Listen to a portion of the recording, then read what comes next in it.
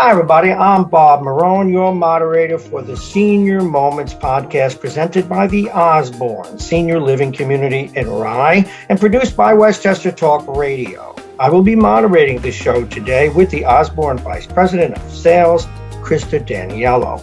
Krista has worked in senior living for almost 25 years, and her experience working with seniors goes far beyond her role at the Osborn. Her volunteer positions include serving as the president of the Leading Age New York Retirement Housing Cabinet.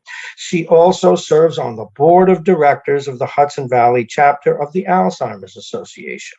So Krista is well versed in topics and issues of interest to seniors in the community. Thank you, Krista, for sponsoring this information sharing forum and bringing it to Westchester Talk Radio. Good day. How are you? Thank you. Thanks, Bob. It's wonderful to be here, of course. And I'm really excited about this episode of our Senior Moments podcast today.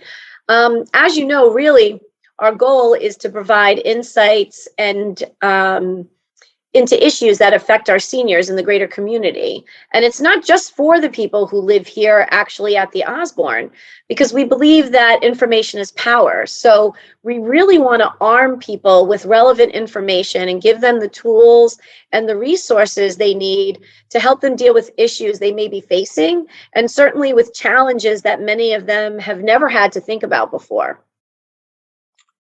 Okay, that's terrific. And I'm sure your audience is going to find this content both interesting and valuable. Who have you brought with you as a guest today, and what is the topic of today's episode?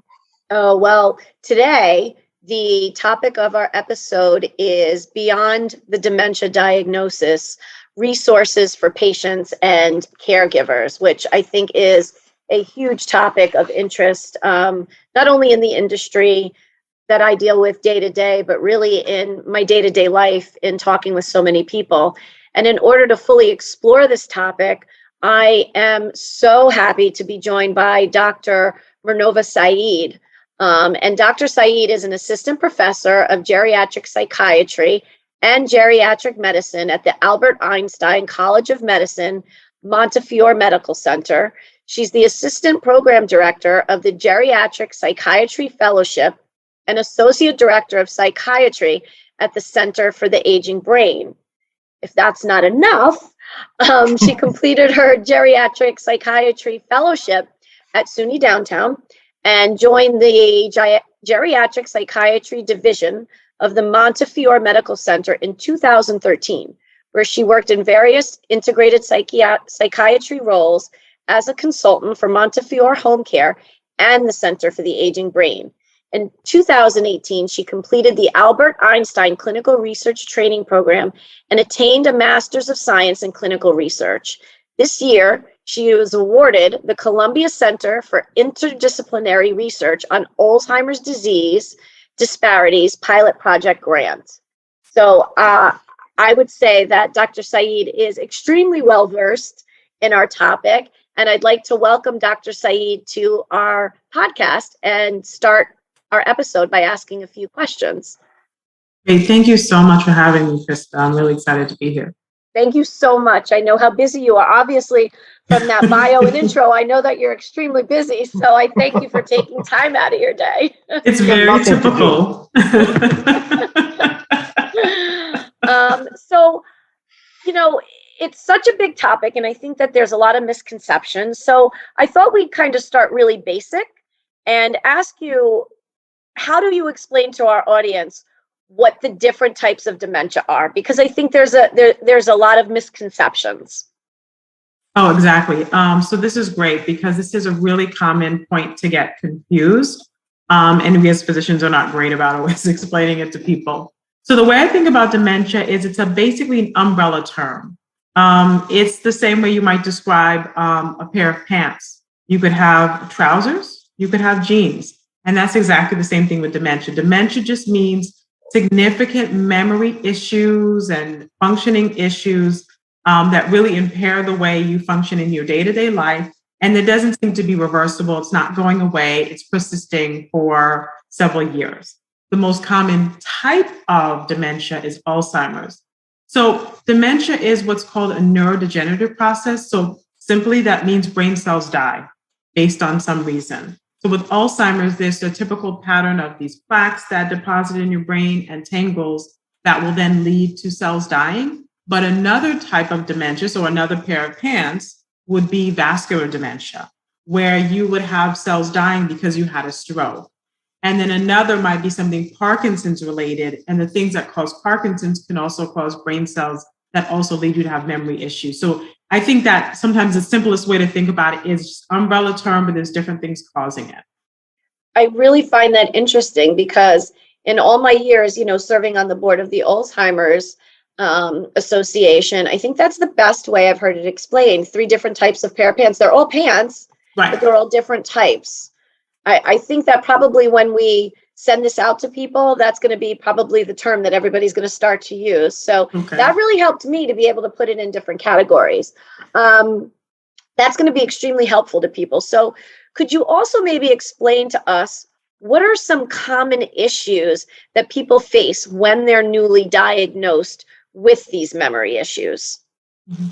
So I think it depends on, I guess, one, what stage of dementia they're diagnosed, because of course we know people are experiencing and families are suffering with this way before we often go to the doctor.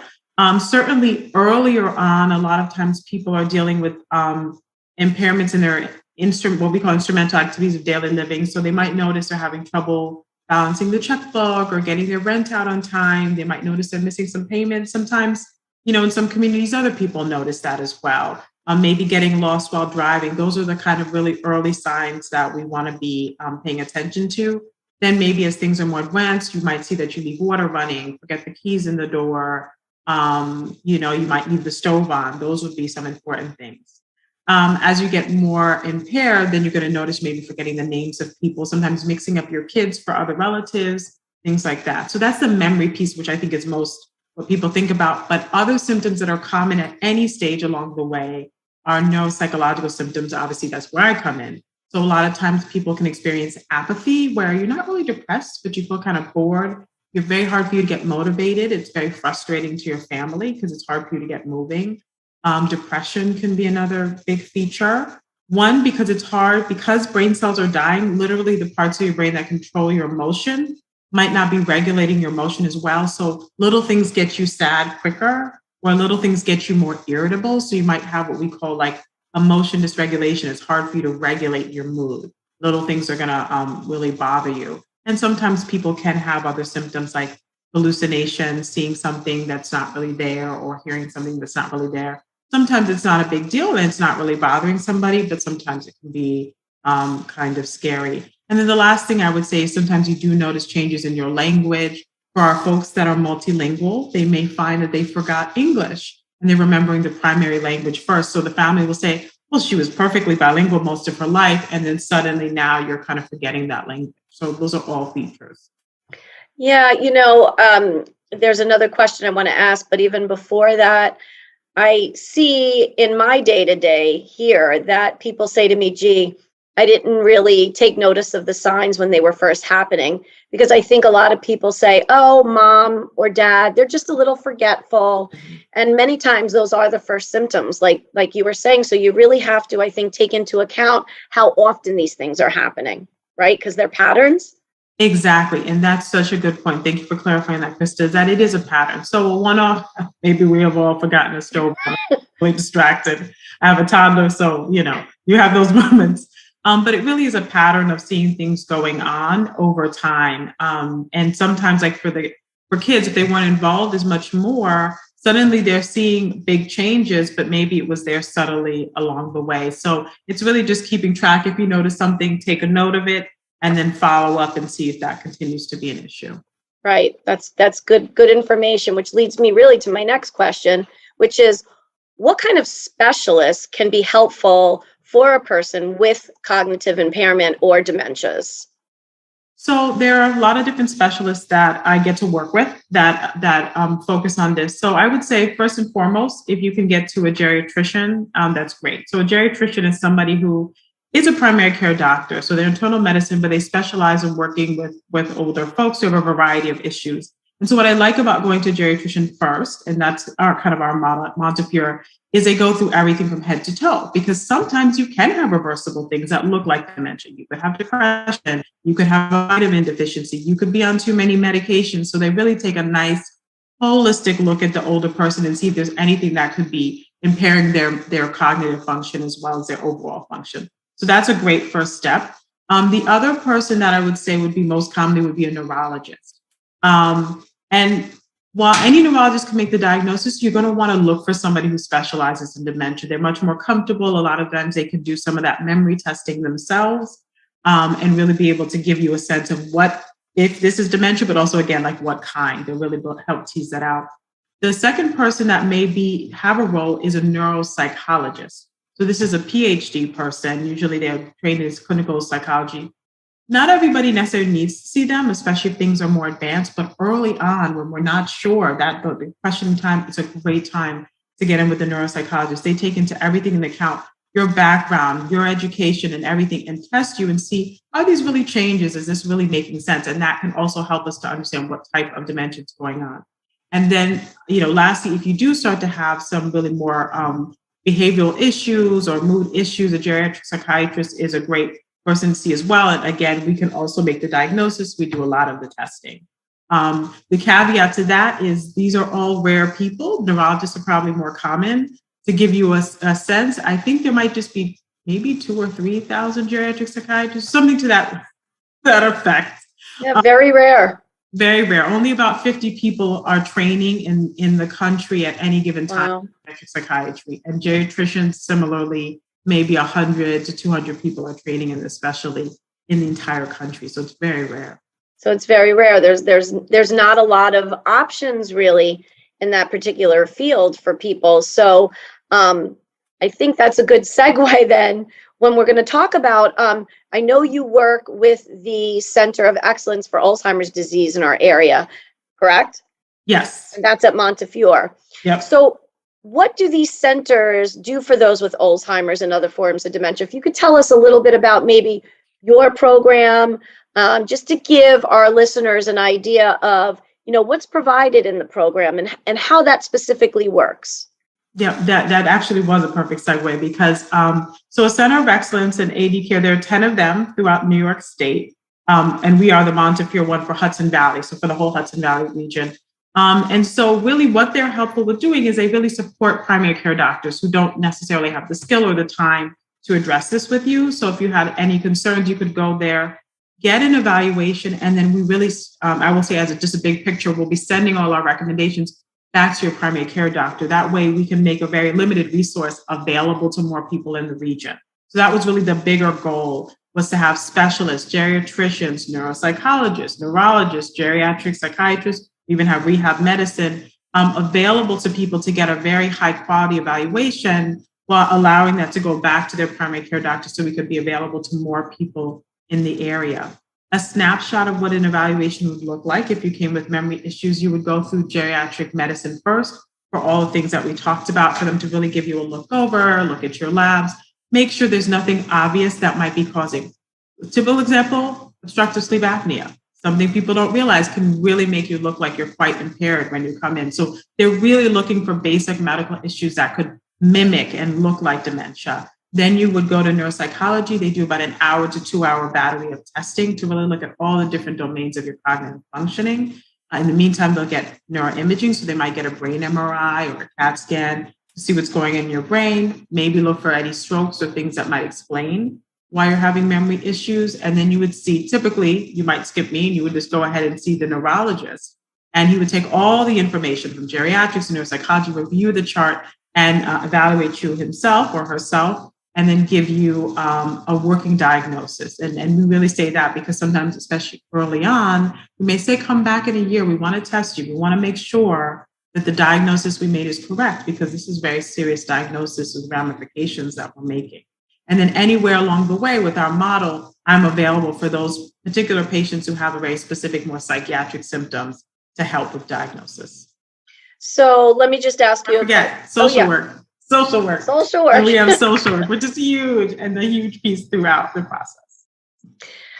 It's funny you say that, because I think one of the things that people neglect to understand sometimes is that the families need just as much support, if not more sometimes, than the actual patients themselves. And I'm just wondering, are there also resources available, or do you give them resources for the families when they're dealing with the challenges that are faced by the diagnosis of a loved one? Mm-hmm. Definitely. And that is a big piece. And that is one of the nice pieces of going to a center of excellence, because we are linked with the community resources that are there. Well, that's great. We're always evaluating and documenting, communicating amongst the specialists. Is like, is this a caregiver who's feeling overwhelmed? Is this a family in need? Does this person need basic things like long-term care, home attendant? Is this a caregiver who themselves needs to be connected with their own one-on-one counseling? Or would they be okay with just some more general caregiver support and education? We work very closely with the Alzheimer's Association.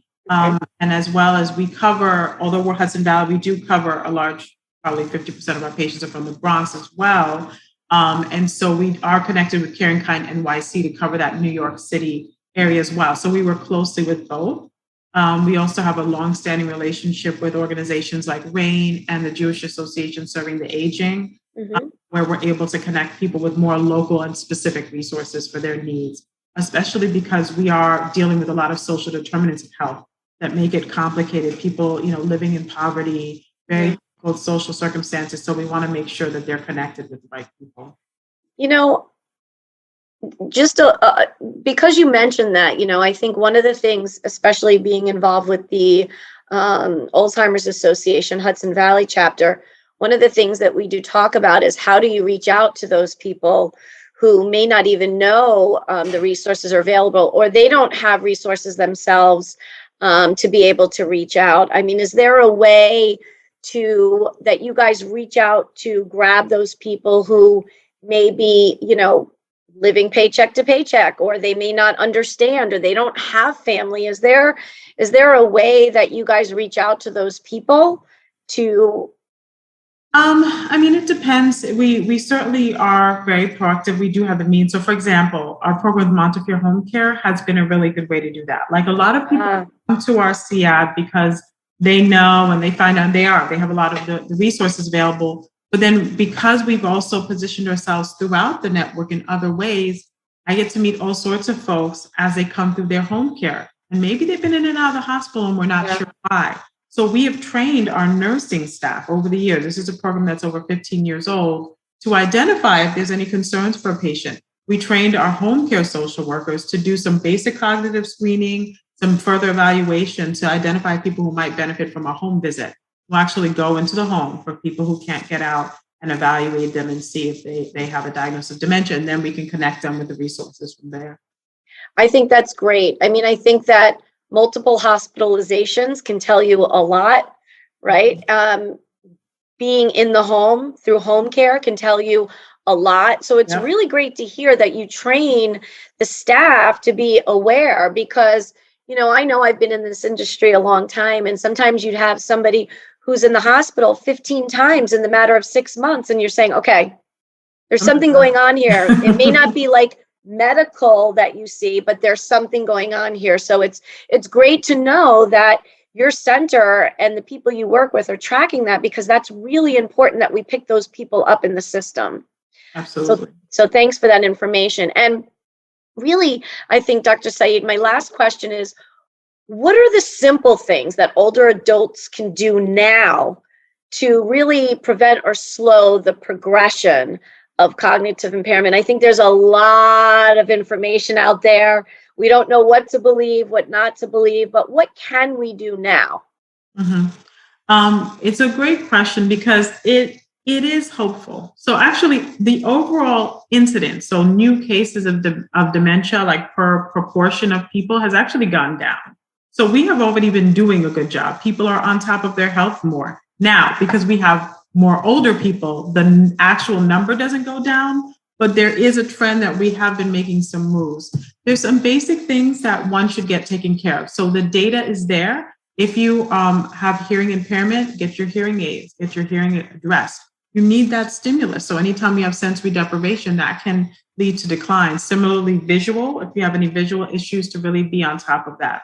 And then other lifestyle things. So, nobody really wants me to tell you to exercise more. So don't think about exercising more, but moving more. We know it's there. People who are more active, particularly things that are more cognitively challenging, like dancing, Tai Chi, where you have to know a particular choreography and you have to move in space, that have been shown time and time again to really help prevent dementia or also slow decline. They also make you feel good. And so that's one of the other things. One of the risk factors for dementia is depression, apathy. Those are also risk factors for dementia. So don't just linger with those, get those treated. It may be medication, but it may be talking with the psychotherapist. We have data that being in psychotherapy, mindfulness, all of these things can actually improve people's functioning and really slow decline. So I would say those are big things. Dealing with the low-hanging fruit, addressing all of the sensory deprivation, addressing movement, exercise, and then the last piece, socialize. This is something that happens, to some of our older adults, particularly in these cities where you're in an apartment, you may not see people for days at a time. It's really, really important to create a social network, join something virtually if you're able to still do that. But obviously, as things are opening up, get to those senior centers and really socialize. It's very good for your brain. I hadn't heard that one about socialization. I think that's really important. So I'm going to ask you one of the questions because it's something that I've heard and I don't know if it's true or not. How about diet? Is there anything about diet that's been proven, or is that just one of those wives' tales that's out there? They say the Mediterranean diet, this diet, that diet. So it's a good question. It's a yes and no question. I would say overall, a healthy diet, whatever that means, is good for you, because what we want to do is decrease vascular issues, high blood pressure, heart attacks, and strokes. So doing the things that prevent high blood pressure, heart attacks, and strokes are the things that prevent dementia. So for overall wellness, so definitely Mediterranean diet is shown to be helpful with that.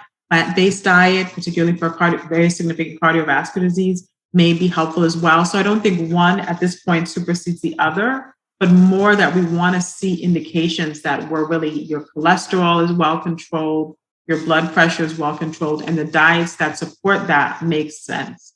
I know I'm seeing some new articles about calorie restriction. I get worried when we start talking about those things, because what does that mean, and what quality of food are you eating, what nutrients are you getting when you do that? But thinking more about things that promote your overall vascular wellness not only will prevent vascular dementia, one type of dementia, we do also see that it prevents Alzheimer's dementia as well.